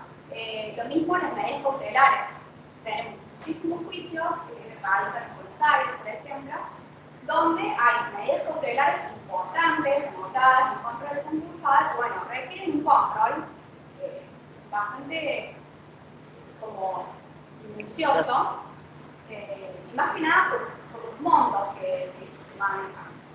¿Y qué más? Bueno, lo de la continuidad de los contratos, en un principio la concursada compareció y dijo, bueno, tenemos más o menos 32 contratos, de los cuales requerimos se sigan continuando, digamos, como dice el artículo 20.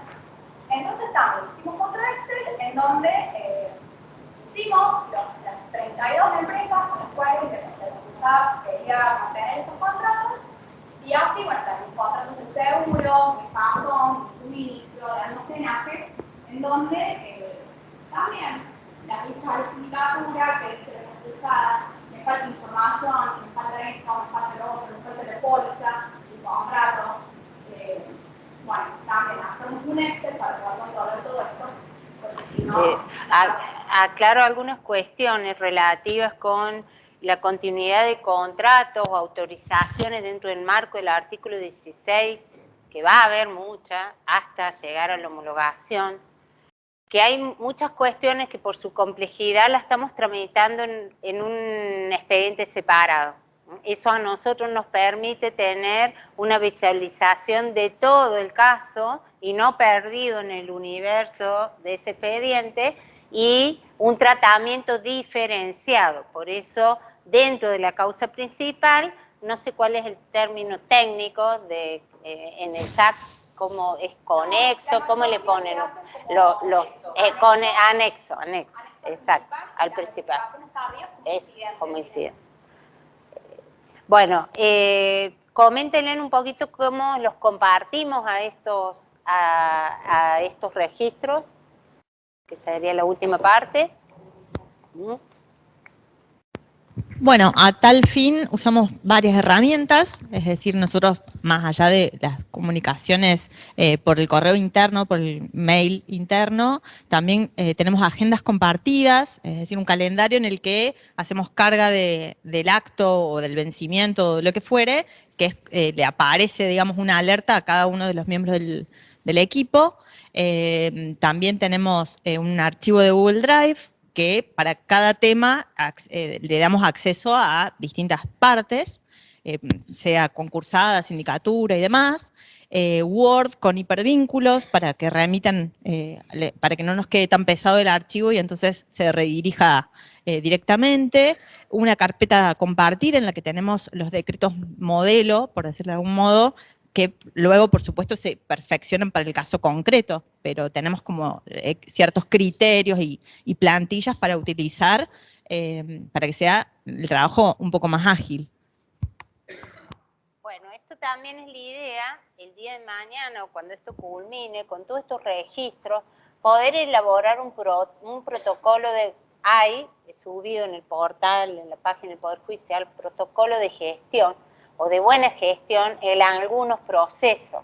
Se ha hecho para los procesos orales y por ahí todo este antecedente también es importante poder volcarlo para el día de mañana algún juez que tenga que tramitar un proceso de esta envergadura pueda utilizar estas herramientas u otras, pero esto que hasta ahora va sirviendo como control y como, digamos, seguimiento oportuno de las decisiones, puedan utilizarlo. Vamos al... Sí. Ahora esto es un tema que a mí me interesó incluir porque desde el primer día, es decir, desde la resolución de apertura del concurso, siempre en comunicación con la Oficina de Comunicación del Poder Judicial, valga la redundancia, colaborando en mi tarea yo pensé en un proceso de tal envergadura, que hay tantos intereses contrapuestos, interpuestos, y fundamentalmente la comunidad, y o aquellos acreedores, y o aquellos, los trabajadores, o cualquier sujeto, persona que no tenga conocimiento técnico. La materia concursal, la terminología, su procedimiento es muy técnico. Entonces, ¿cómo utilizo yo esto del lenguaje claro?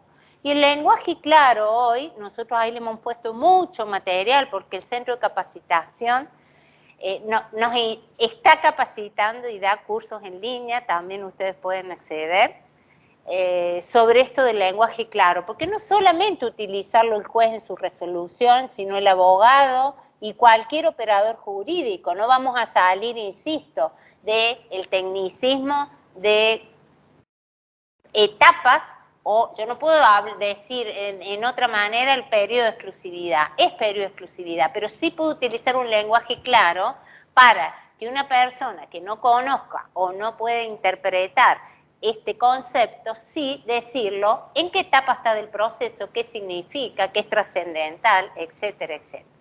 Yo lo usé, ahí nosotros le ponemos todos los antecedentes, y no quiero referir a antecedentes normativos, como que nosotros estamos obligados como magistrados a tomar esta decisión, no solamente, ya lo veníamos haciendo, lo primero que hicimos eran los procesos de determinación de capacidad, o lo que antes se llamaba insanía. A esa persona que yo le voy a limitar su capacidad, le tengo que transmitir en un lenguaje claro qué le limito, por qué le limito. Entonces, parecería al principio como medio impensado, decir, voy a usar lenguaje claro. Entonces me contacto, gracias a Dios tenemos estas personas que son, digamos, muy técnicas y conocen más que nosotros esto de cómo usarlo el lenguaje. Digo, mi idea es esta, usarla en una parte de la resolución que es al final, palabras dirigidas a la comunidad. Ahí yo les he puesto el antecedente, que es la apertura del concurso, donde está la utilización del lenguaje claro.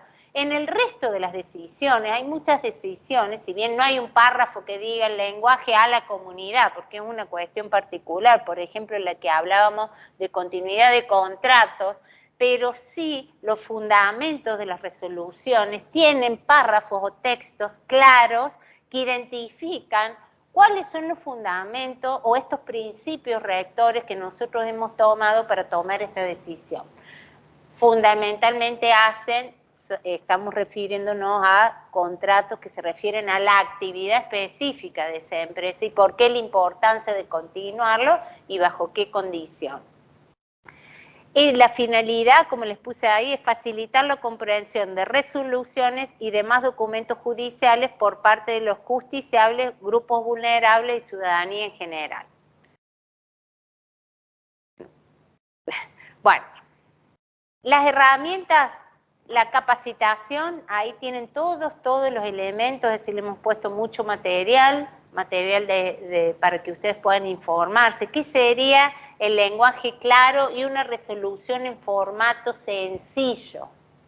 Siempre ahora hay, ustedes ven, no sé si están interiorizados en la lectura de fallos, pero hoy la idea y el principio que nosotros tenemos que cumplir para esto de que sea un lenguaje claro y comprensible, resoluciones más cortas, utilizar estas herramientas, hasta hay tribunales que usan gráficos o alguna ilustración. Dirían, un fallo que tenga una ilustración, sí, y lo usan como una herramienta para mejor comprensión de la decisión.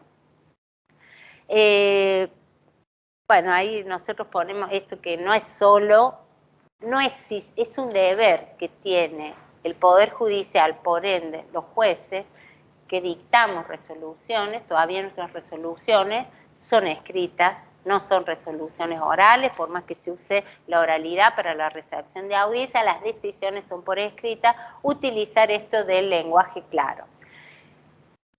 Les decía que yo he trabajado, además de este comité, hay un comité creado de lenguaje claro y trabaja con el área de comunicación del Poder Judicial de la provincia de Córdoba.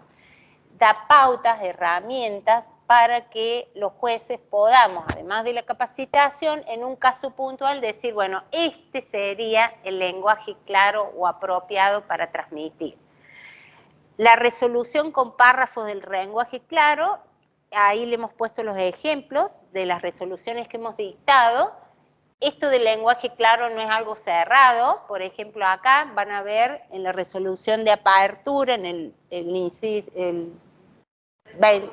resuelvo 25, bastante extenso, las palabras dirigidas a la comunidad, extenso por lo que implicó la apertura de este concurso.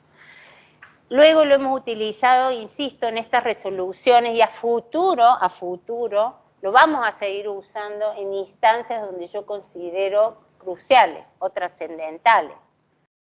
Todavía no lo hemos hecho, estamos recién con culminación del periodo de observación y me han pedido extensión del plazo para presentar los informes individuales. Cuando el tribunal resuelva las verificaciones de crédito, es una oportunidad para poder transmitir qué implica un crédito verificado, qué implica un crédito admisible y qué es un crédito inadmisible. Es decir, parece eso es fácil de entender, no, qué implica, qué efecto tiene dentro del proceso y esa es una oportunidad trascendental para el acreedor. ¿Soy acreedor, no soy acreedor? Si soy verificado, si soy admitido, ¿qué diferencia hay? Bueno, en cada momento que nosotros consideremos de importancia o de trascendencia, vamos a utilizar esto porque, insisto, es un deber, es una obligación. Antes no se pensaba, o ningún juez creo que hubiera pensado que en un proceso concursal iba a utilizar lenguaje claro, muy técnico, muy específico, muy cerrado, muy acotada la terminología. También usamos hasta el día de hoy mucho esta oficina de prensa cuando sacamos una resolución que consideramos que es trascendente para la comunidad, se comunica, como lo están viendo ahí, en el portal. Esto lo hacemos en coordinación con la oficina de comunicación. Yo remito la resolución, que es un formato que se va a quedar abajo de esta noticia en PDF para que pueda acceder, pero antes hay un texto en términos sencillos, en lenguaje que se entienda, y esta oficina que ustedes conocen, no sé si conocen, de comunicación, tiene hipervínculos, como dicen ellos, con todos los medios de comunicación. Es decir, el momento que publica esto, ya los diarios tienen conocimiento y demás redes que ellos funcionan, actúan, interactúan. No todas las resoluciones, pero sí la que hemos considerado trascendente. Y el último punto que hace a la transparencia, que también la transparencia y la publicidad de los actos, no es sacar una nota en el diario, a lo mejor comento yo una circunstancia X como juez, o sale un comentario X. Es decir, es además de toda persona que no ingresa al SAC o no puede ingresar al SAC por las particularidades que ya dijimos. ¿Cuál es la manera, la forma que tiene, por la diversidad que hemos comentado, la magnitud, la cantidad de provincias, de poder acceder a esta información? El antecedente que tuvimos o que tenemos es de la causa Vicentín, hay una página web. Nosotros ahí también le hemos puesto material por ahí muy en exceso, pero ¿por qué esto de la transparencia y la publicidad de los actos? Bueno, Vicentín tiene una página web, pero su carga, su creación, todo ha sido diseñado, no digo diseñado, pero desde la función de la sindicatura, como un elemento de comunicación de la sindicatura. Desde el principio, además de esta comunicación que tenemos permanente con el área de comunicación, nosotros pensamos en implementarlo con el equipo, venimos trabajando hace muchos meses, pero con una idea totalmente distinta. Es decir, que la página web sea del Poder Judicial. Es decir, la información, la carga, va a ser suministrada por el tribunal. El control de todo lo que se suba con un formato totalmente distinto, porque ahí está, es decir, también la posibilidad, eso creo que está en la otra, ¿ves? Un formato atractivo, dinámico, porque yo ¿qué tengo que pensar? La página web, el usuario, el interesado, no va a ser el abogado, pero a mí también me interesa que sea el primer interés de la transparencia y publicidad de los actos, es de la comunidad que no va a acceder a exacto. Entonces, si no va a acceder, no entra al portal del Poder Judicial, no se entera de las notas, ¿cómo hace? Bueno, va a haber una publicidad, ya en breve va a salir, con un diseño que va a ser bastante atractivo. Se trata de que el contenido no sea meramente técnico, porque si no la parte va a bucear, va a entrar, va a decir, ¿qué es esto? No entiendo nada. ¿Y qué es lo que queremos transmitir? ¿En qué etapa estamos? Es decir, eso de la línea es importante. Una persona que va a ingresar ahí, que a lo mejor quiere saber qué resoluciones se han dictado, porque van a estar, pero en un formato, insisto, con un diseño, una línea de tiempo mucho más atractiva, le va a ir diciendo esa misma página web bajo una particularidad que por ahí no la puede explicar mejor que yo. Sí lo podemos dar a conocer porque ya falta prácticamente nada. En esto ha trabajado la oficina, la Sala Civil del Tribunal Superior de Justicia, el área de comunicación, conjuntamente con Lenguaje Claro, y el área de desarrollo, con un, ¿cómo se llama? El externo, el proveedor externo que hace lo que es la seguridad del sistema. Sí, como contaba la doctora Martínez, bueno, su idea era esto, llegar al justiciable o al interesado que no esté registrado en el sistema y por lo tanto no pueda acceder a la información que se visualiza en el portal. Entonces, en este afán, como primera medida, hicimos como un diseño, un bosquejo inicial con esta línea de tiempo que nos marca un poco esto de usted está aquí. Es decir, que se visualizara cuáles son los actos procesales ya cumplidos y ver cuáles falta cumplir hasta el final del proceso.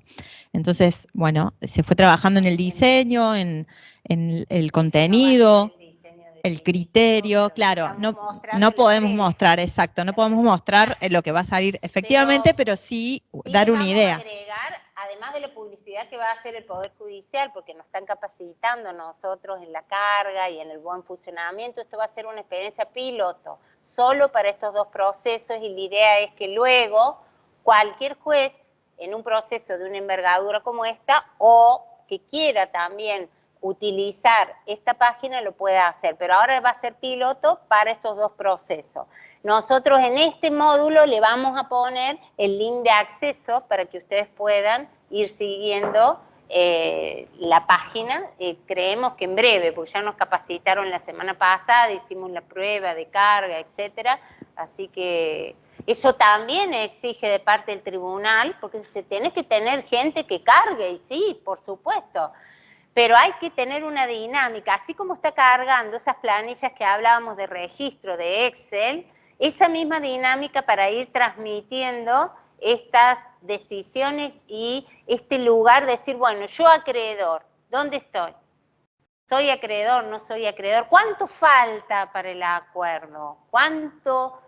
¿En qué etapa eso? Etapa, ¿qué quiere decir esto? Bueno, y ahí vamos a trabajar con la Oficina de Comunicación y de Lenguaje para incluir en cada una de las resoluciones que ahí se publican textos o novedades o no sé si eran observaciones, destacar a lo mejor algunas medidas cautelares que si bien hemos dictado están apeladas pero sin efecto suspensivo, aclarar qué quiere decir eso, etcétera, etcétera. Sí, yo agradezco porque ha sido un trabajo del equipo muy grande y un esfuerzo, pero sí que pueda servir como antecedente y una buena herramienta y el cumplimiento de este principio constitucional, ahí ya van a ver la resolución ahí que hemos puesto de la Corte sobre la transparencia y publicidad de los actos. ¿Qué nos queda? Bueno, sí. Eso, ¿querés decir? Bueno, eso. Hasta que funcione el portal web de los concursos y quiebras, se han ordenado publicar en la página que mostramos recién, a través de prensa del Poder Judicial, se han publicado, y de la concursada en sus páginas web también publica resoluciones para que los acreedores tengan acceso también a la información. Se publicaron las sentencias de apertura de Compañía Argentina y de Molinos, los edictos publicados en relación a dichos concursos. Estos edictos se publicaron en el boletín oficial de cada provincia, en el boletín de la Nación y en esta página web. Resolución que dispone el pago de aguinaldos con un dinero recuperado de medidas cautelares, se hizo saber. Resoluciones que autorizan continuidad de contratos en los términos del artículo 20. Resolución que dispone la prórroga del periodo de observaciones, que eso era fundamental para los acreedores saberlo, para el concursado. Resolución que fija una nueva fecha para la presentación de los informes individuales de créditos, también es necesario porque a partir de esa fecha comienza a correr el plazo, diríamos, para las sentencias verificatorias del 36. Eso por la cantidad de acreedores insinuados, se le prorrogó por 30 días a la sindicatura la fecha para el informe individual por la cantidad de créditos y la complejidad de algunos. Ya en la resolución de apertura nosotros hubo una previsión de plazo más extenso. No fijamos los plazos previstos por la ley concursal porque ya sabíamos que no llegábamos. Ahora lo único que hemos prorrogado fue para observar unos días y para presentar informes individuales que vencen en agosto. Nosotros tenemos el plazo previsto en la resolución de apertura octubre, pero ya estamos haciendo la carga en esta cuestión de gestión para que no sea más fácil el dictado de la resolución verificatoria. Sí.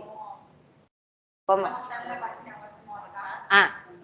Claro, porque las resoluciones de trascendencia, especialmente para los empleados, como fue el pago del aguinaldo, insisto, por levantamiento de una medida cautelar, se dispuso la comunicación en la página de cada una de las concursadas.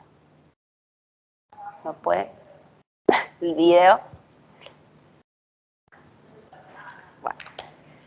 Y nosotros después ingresamos y corroboramos que esté efectivamente publicado. Es una muy buena herramienta. Lo que el tema que a mí más me generaba inseguridad es la carga de la información. Por eso vamos a probar esto como experiencia piloto, una carga desde el tribunal, una carga oficial, digamos, con la ayuda de estas oficinas, comunicación y desarrollo.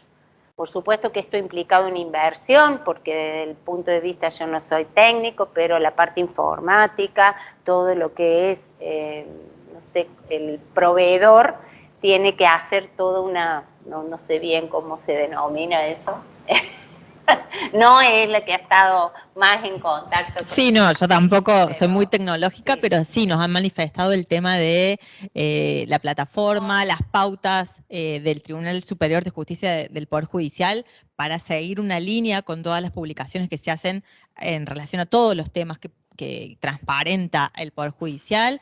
Entonces, hay muchas cuestiones técnicas y tarea de SS de plantear criterios respecto de qué se publica y qué no, en términos de confidencialidad necesaria o no, seguridad para que estos contenidos sean inalterables y muchas cuestiones que no son solo jurídicas, sino que también pertenecen a otras disciplinas. Así que bueno, es un desafío grande, pero creemos que ya está pronto al salir.